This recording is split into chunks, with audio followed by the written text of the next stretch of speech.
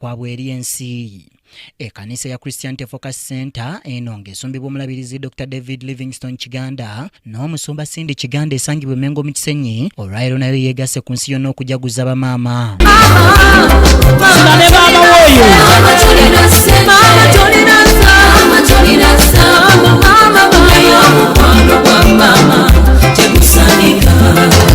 Omusumba Cindy Kiganda nga yeegatiddwako omulabirizi Dr. David Kiganda basabye abakkiriza okusanyusanga bamaama baabwe mu ngeri ez'enjawulo. Abaana mwenna buli yali wano ng'omanyi nti baakuzaala. And every child you know you are given birth to. Maama ng'akyali mulamu ku nsi. If your mom is still alive. Olwaleero teweerabira okumukubirayo akasimu ne baba ali mu kyalo. Today don't forget to call them if they are in the village. Omuweerezeeyo waakiri ka mobile money. You send them a mobile money. Bw'aba lya pooko mugulirayo ka pooko. Omusumba Cindy Kiganda ng'asinziira mu kusaba kwa leero ku kanisa bano abategeezezza nti abakyala banjawulo nnyo olw'omuwendo gwe basasula n'abategeeza nti Katonda wa kubasasula ebisinga.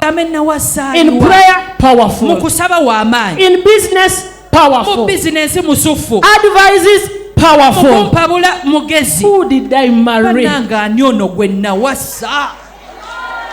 Never make a man to regret why he married you. Mukyalo omwami tomuletera kwenenya lwaki yakuwasa. Every day you're asking tomatoes. Buli kaseera omusaba nnyaanya. Ask your neighbor, you are the only one remain there. We shift levels. Awo twavaawo dda mukyala.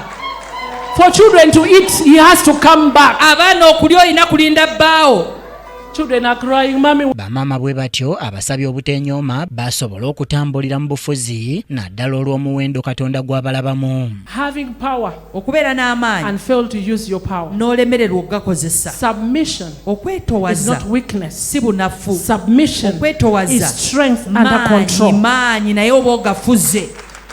As you see the chain, ng'olaba olujegere is very soft. Lugonvu nnyo. You can bend container. Naye olwo olujegere lusobola okusiba container. That chain can tie big things. Lusobola okusiba ebintu ebinene.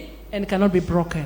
Ayambalidde abaami abayisa obubi abakyala baabwe kyokka nga babafuna mu bulungi wabula ekiseera oluyita ne batandika okubagobaganya. And take responsibility. Basebo mutwale obuvunaanyizibwa. Even when you don't have, ne bw'oba toyina, at least try. Yakirigezaako. Show some leadership. Bring some leadership. Let your wife know that you are trying. But January to December, no plan. Asabye abakyala okweyisa mu ngeri ereetera abaami baabwe okubeenyumirizaamu baleme ate kubeevuma. Where you are, if you are not careful, if you don't handle it well, you can be replaced. Asabye abakyala okumanya omuwendo Katonda gwe yabassaako kyokka n'abaami n'abasaba okufuba okulaba nga baba abaami abajjudde n'avumirira nnyo abo bamala obudde bwabwe nga babwonoona ku mitimbagano. What a loss. Nga loosi yennyini. Daddy, what's the plan? Daddy, ki ekiddako? Even me, I don't know. I was going to ask you. Mami nange simanyi mbadde ndabbuuza ggwe. I cry for your mother. Mukwano nkaabira maama. Praise the Lord. Hallelujah. Hallelujah. Every woman wants to know and to hear a man with a plan. Maybe you don't have money now, it's understandable. But show that you are not comfortable where you are. Omusumba Cindy asinzidde wano n'asiima buli aliko kyakoze okulaba ng'olukuŋŋaana lw'abakyala luba lunyuvu. Kinajjukirwa nti olukuŋŋaana lw'abakyala olwa Royal Women Beauty Conference olw'omulundi ogw'e12 lutegekebwa obuweereza obwa Christian Focus Center nga luno lwatandika ennaku z'omwezi 7 olunaku olwokuna olwa Sabbiiti eno nga lukomekkerezeddwa olwaleero mu maanyi.